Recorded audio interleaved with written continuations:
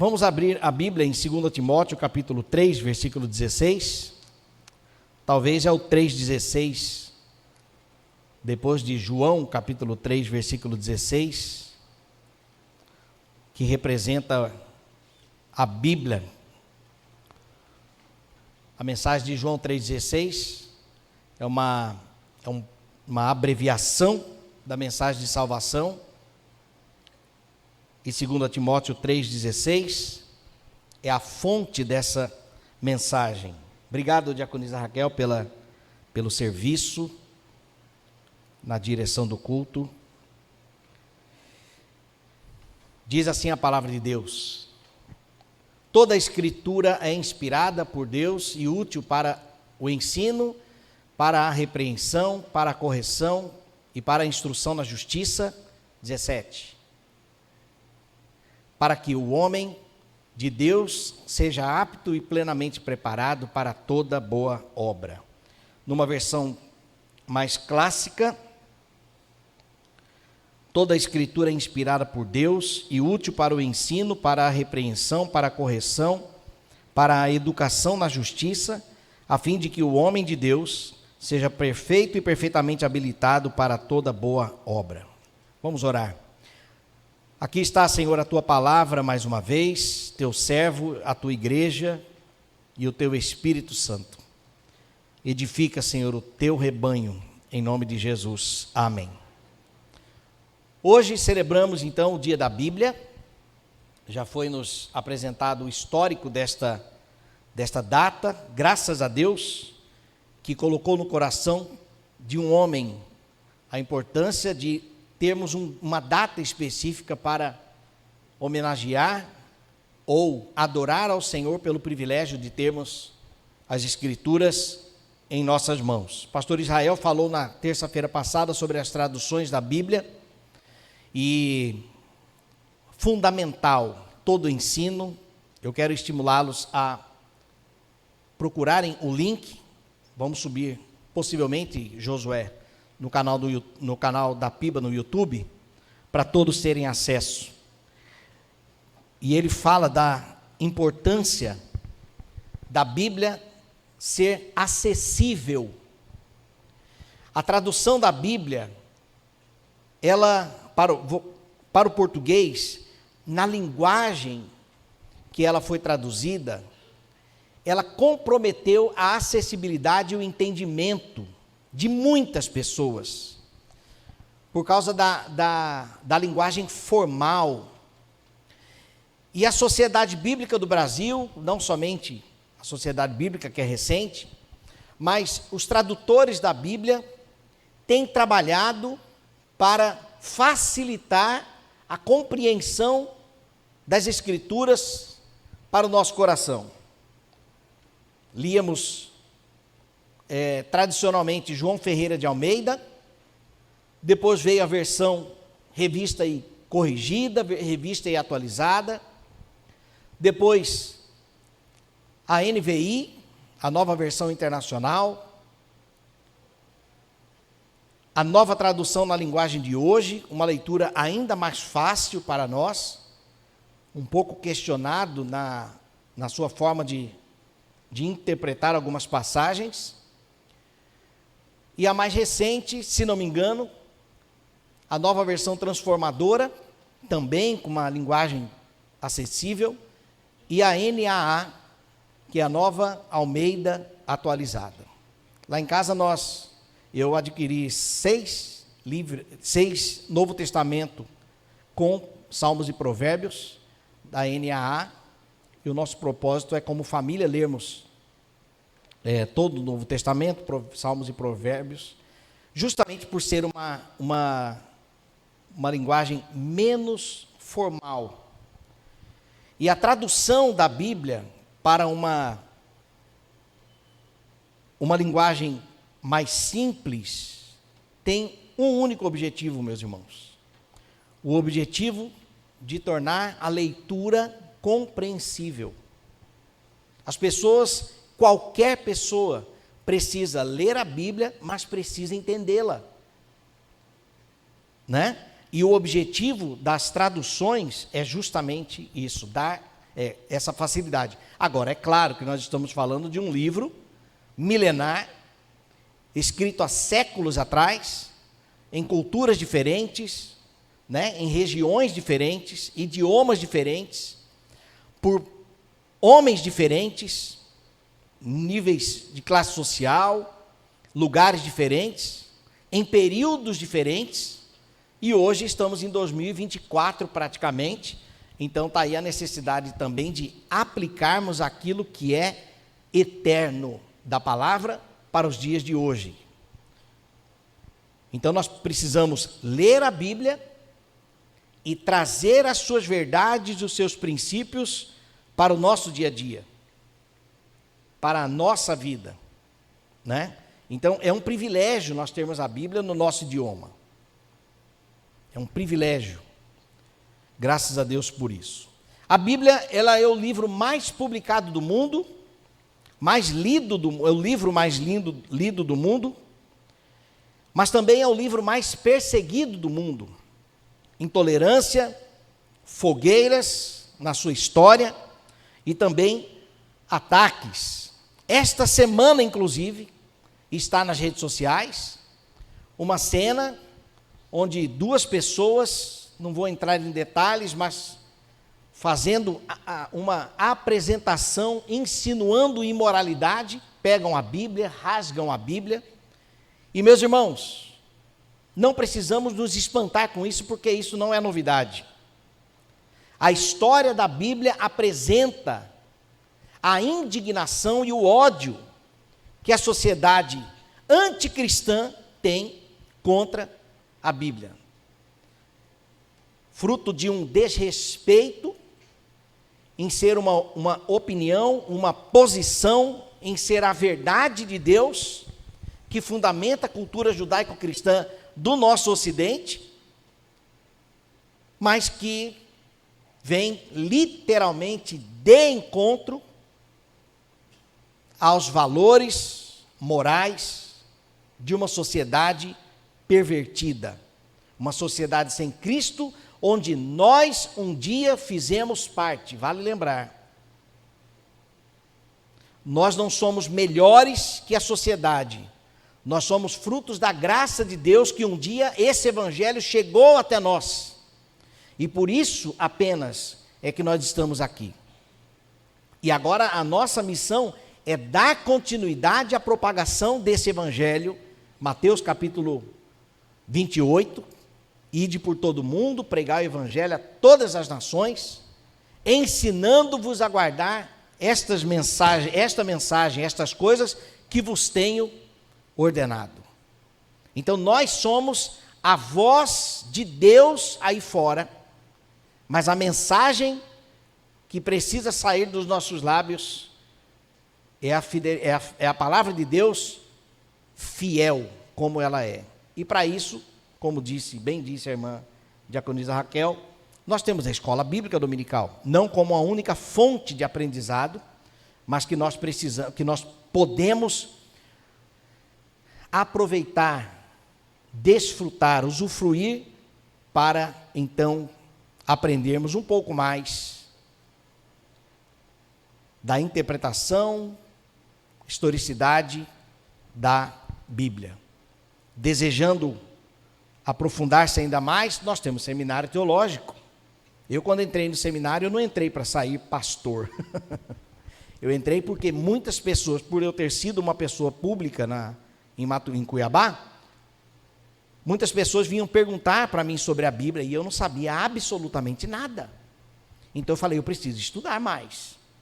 Eu já era frequentador assíduo da escola bíblica, mas aí eu decidi ir para o seminário. E lá no seminário, no ambiente, né? O ambiente faz a pessoa, e de lá então eu saí pastor pela sua graça.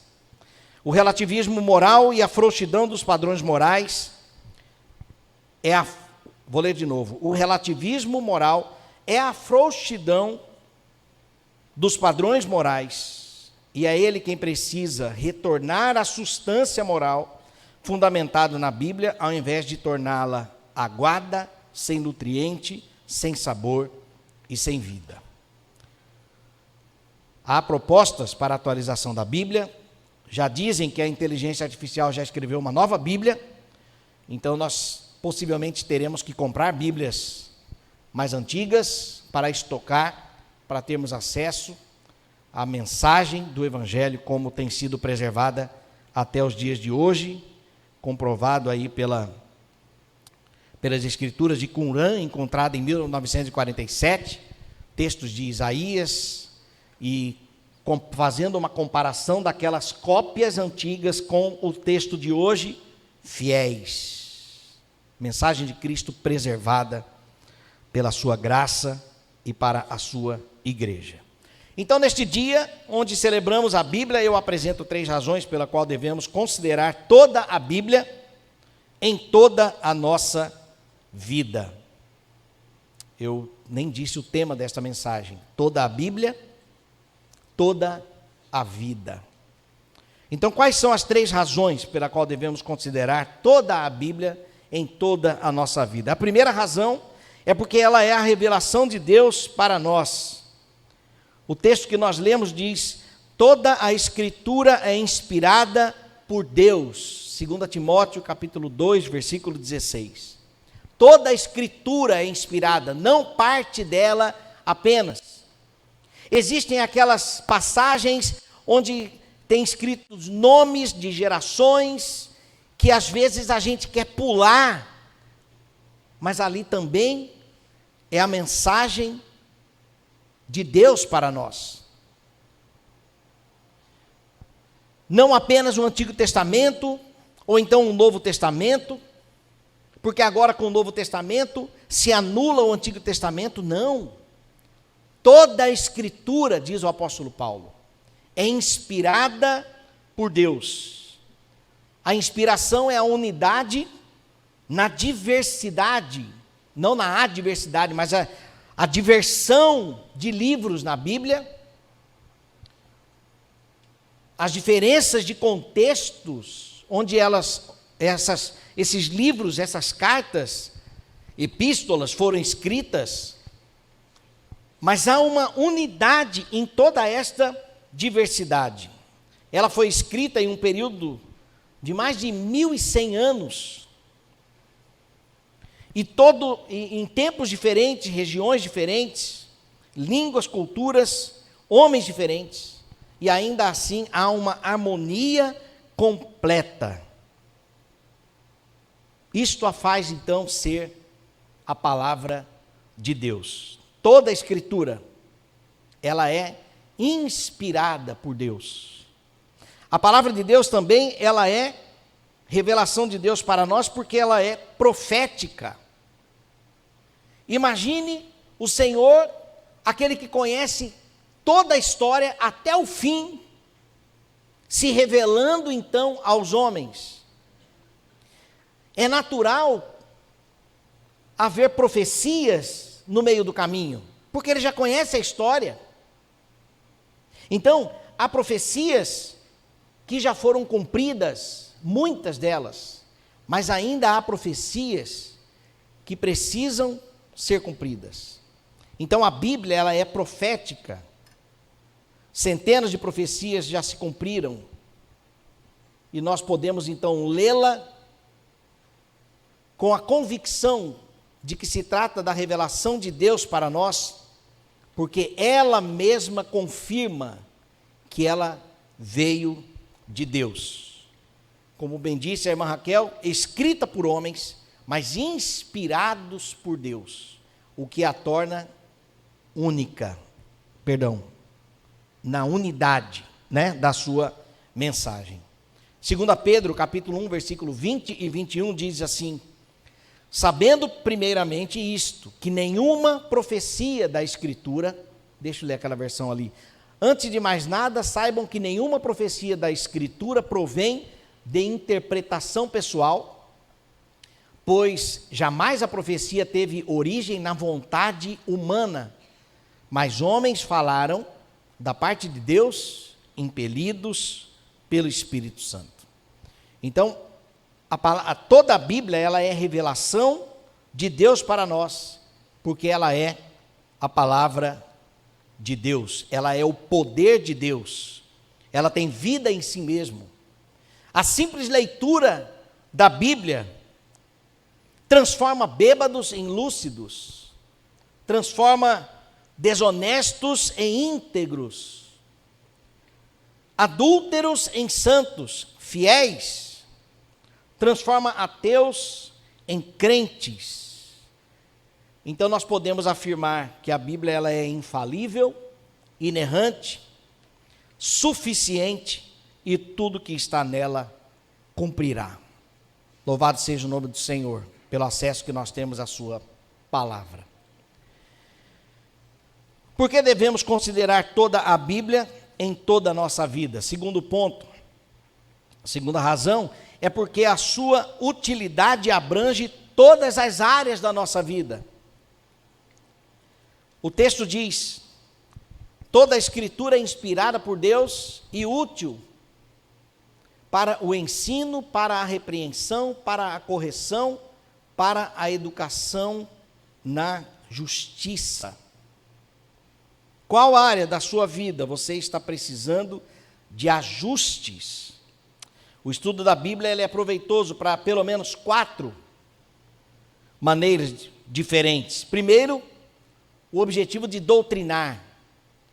O texto diz: toda a Escritura é útil para o ensino. Ensino é doutrina. Doutrina é disciplina. Raiz da palavra discipulado, discípulos. O significado de útil para o ensino é para aprender sobre Deus e a sua vontade. Não existe nenhum outro lugar no universo onde nós podemos conhecer a Deus e a sua vontade com tanta clareza, a não ser pela Bíblia. Quando eu digo que não há nenhum outro lugar do universo, na própria criação, Deus se revela. Eu sempre digo que quando eu vou lá na Atalaia, lá na praia, ali nós contemplamos terra, céu e mar, não é? A grandeza do Senhor. Conte os grãos de areia ali, a perfeição de Deus. Olha o tanto d'água, e água obediente, ela só vem até ali. Tudo bem, quando a maré está subindo um pouquinho, ela avança um pouquinho, mas ela não chega no asfalto. É uma criação obediente. E nós olhamos então para o céu, uma altura que não tem fim. Contemplamos a grandeza de Deus, o poder de Deus. Se Deus foi capaz de criar algo tão grande, imagine o seu tamanho. Mas a Bíblia, ela tem a revelação especial de Deus, onde ela apresenta Jesus Cristo. Desde a sua profecia, em Gênesis capítulo 15, a revelação da Trindade na sua criação, onde o Espírito pairava por sobre as águas, até o nascimento, profecia do Messias, o nascimento dele, a sua vida, morte e ressurreição, e a consequência que ele deixa no mundo, a partir da igreja primitiva e as cartas deixadas para a sua igreja, que é totalmente aplicáveis até o dia de hoje. Então, a Bíblia ela tem utilidade em todas as áreas da nossa vida, porque ela nos ensina sobre quem é Deus, o seu plano e a sua vontade. Ela também tem a missão de nos repreender. Essa repreensão é demonstrar alguma verdade indiscutível. Por que somos repreendidos? Somos repreendidos quando estamos pisando fora do caminho, com letra maiúscula. Antigamente, na igreja primitiva, os cristãos, antes de serem chamados de cristãos, eles eram chamados de aqueles que são do caminho. Esse caminho aqui é Cristo, a palavra. Será que nós temos sido fiéis no caminho? Ou temos pisado fora, como ovelhas, Será que nós estamos cheios de carrapichos porque estamos andando em matos, ao invés de permanecer em pastos verdejantes, conduzidos pelo nosso pastor? Então, quando porque nós temos naturalmente, por causa do pecado que habita em nós, a carne milita contra o espírito, o nosso desejo de ser obediente luta contra o desejo de sermos desobedientes. Às vezes nós tendemos a pisar fora do caminho. E aí então vem a palavra com a sua missão e nos repreende, com o objetivo de trazer-nos de volta. A Bíblia ela nos confronta, ainda que quando nos repreende, nos confronta amorosamente em áreas de desvio moral ou desvio espiritual. Ela nos orienta poderosamente. Agora, se nós não temos acesso à palavra, acesso que eu digo é, se eu não busco a palavra, quem irá me repreender? Quem irá me orientar, me exortar, me disciplinar, me doutrinar? Então a leitura da palavra, ou o acesso à palavra, porque nós podemos também ouvir a palavra, ela traz então estes benefícios de doutrinar e de nos repreender. Ela também é útil para a correção, definir algo correto. Ela restaura o que está com defeito.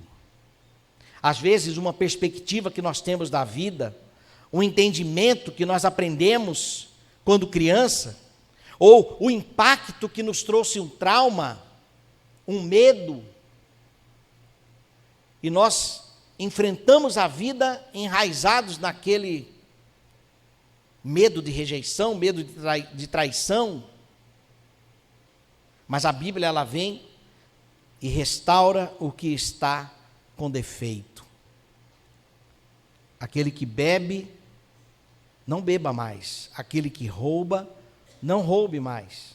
Aquele que pagodeava, não pagodeia mais não. Aquele que mentia, ou aquele que mente, não minta mais. Aquele que fofoca, não fofoque mais. A Bíblia, ela nos traz para o lado de cá. Ela nos corrige. E ela também nos serve para a instrução na justiça. Refere-se ao processo de treinamento de uma criança, no sentido literal aqui. A Bíblia como um manual prático para viver uma vida justa e fazer-nos homens e mulheres de caráter. Então, a terceira razão por que toda a Bíblia serve para toda a nossa vida é que ela abrange todos os departamentos do nosso coração. E por fim, toda a Bíblia, nós devemos considerar toda a Bíblia em toda a nossa vida por causa do seu propósito para nós, o povo de Deus. Passa para o versículo 17, por favor. A fim, olha aqui o objetivo, o propósito, né? Por que ela nos doutrina, nos repreende, nos corrige e nos instrui? A fim de que o servo de Deus seja perfeito e perfeitamente habilitado para toda boa obra. Quem é que está habilitado? Aquele que foi doutrinado pela palavra, aquele que foi ou está sendo repreendido pela palavra. Não é aquele que está repreendido em nome de Jesus, não. A Bíblia nos repreendendo, nos trazendo para o caminho. Aquele que é corrigido, ou, claro, nós estamos num processo de correção, né? Aquele que é corrigido pela palavra e o que é instruído pela mensagem das Escrituras. Estes são aqueles que se tornam aptos para toda boa obra. O propósito tornar-nos servos irrepreensíveis e fiéis em nosso dia a dia. servos irrepreensíveis e fiéis. Por exemplo, o bom samaritano, aquele que estava no caminho, percebeu a necessidade do próximo, estendeu a sua mão, estendeu a sua carteira, se disponibilizou do seu tempo para servir. Jesus, ao servir também a sociedade, o que queres que eu te faça? Você quer ver? Então veja. Você quer andar? Então ande. Você quer ir para a igreja? Eu te levo. Você está com fome? Nós podemos te ajudar. Como? Nós temos que pensar. Tiago nos instrui, aquele que tem frio, nós não podemos chegar e falar, Senhor, que o Senhor te aqueça, manda fogo do céu. Não. Que Deus te abençoe, mas está aqui a coberta. Isso é ser habilitado para toda boa obra. Quando lemos toda boa obra, parece que é toda boa obra do reino ministerial dentro da igreja, e não é. O que Paulo tinha em mente aqui não era a igreja local, era o cristão como um todo, sendo instruído pelas Escrituras para toda a vida, para todo momento. Imagine eu e você, sendo nós doutrinados pela palavra, constantemente, repreendidos pela palavra, corrigidos pela palavra e instruídos, e agora nós vamos obedecer. Sem dúvida seremos outra pessoa. Aí fora, dentro de casa, no trabalho, na escola. Os adolescentes não vão colar na escola, vão estudar, serão pessoas justas. Os jovens vão honrar o salário dos pais e não vão matar aulas.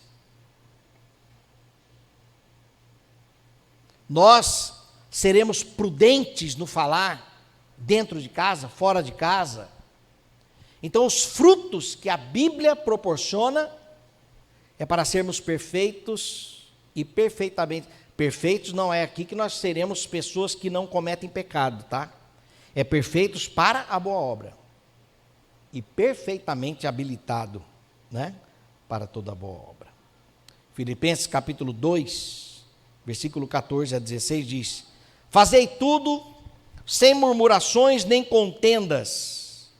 Isso aqui é o que o apóstolo Paulo propõe como consequência da fidelidade à palavra de Deus. Façam tudo sem murmurações nem contendas, para que sejam irrepreensíveis e puros, filhos de Deus, inculpáveis, no meio de uma geração pervertida e corrupta, na qual vocês brilham como luzeiros no mundo, preservando a palavra da vida.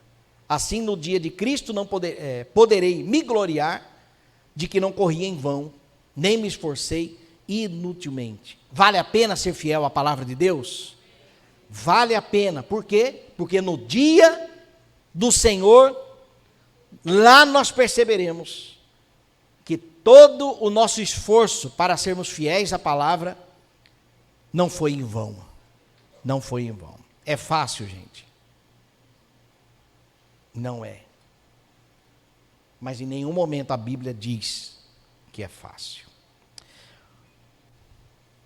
Portanto, a Bíblia nos equipa para servir a Deus e aos outros de maneira significativa. Para concluir, meus irmãos,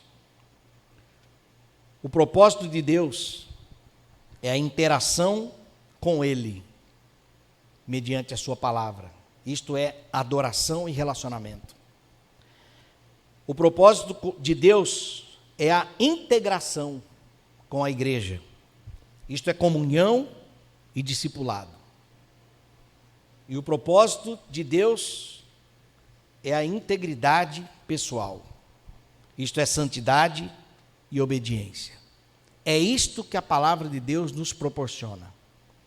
interação com Ele, integração com a igreja e integridade pessoal. Cada vez mais, meus irmãos, conheça a Bíblia. Ame a Bíblia. Leia a Bíblia. Medite na Bíblia. E obedeça a Bíblia. Amém, meus irmãos? Encerro com Lucas capítulo 11, versículo 28. Ele, porém, respondeu: antes, bem-aventurados os que ouvem a palavra de Deus e aguardam. Vamos orar? Senhor nosso Deus, te louvamos, te bendizemos pela lembrança, Pai, que o teu Espírito traz para a tua igreja nesta manhã, da bênção que temos em ter a palavra de Deus, a tua palavra, no nosso idioma, com preço acessível, muitas vezes até gratuitamente, e por termos em nossas mãos, às vezes até mais do que uma Bíblia. E queremos, ó Deus, pedir perdão pelo dia que nós não lemos a tua palavra. Perdoa-nos. E dá-nos, ó Deus, a sede. Ajuda-nos a criarmos o hábito da leitura diária da tua palavra. Dá-nos humildade para aplicarmos as tuas verdades ao nosso dia a dia, reconhecendo, ó Deus, os nossos defeitos, as nossas imperfeições, e tudo aquilo que o Senhor mostrar para nós, que foge do padrão de Jesus Cristo. E ajuda-nos a sermos cristãos de fato, pequenos cristos, sendo reconhecido, ó Deus, pela sociedade, não por uma camisa evangélica, não por um adesivo nos carros, mas por sermos luz no mundo, mediante o teu Espírito Santo. Atitudes, ó Deus, que nem percebemos, mas que a sociedade, ao observar, contemplam o perfil do nosso Senhor, para a glória do teu nome. Em nome de Jesus, amém.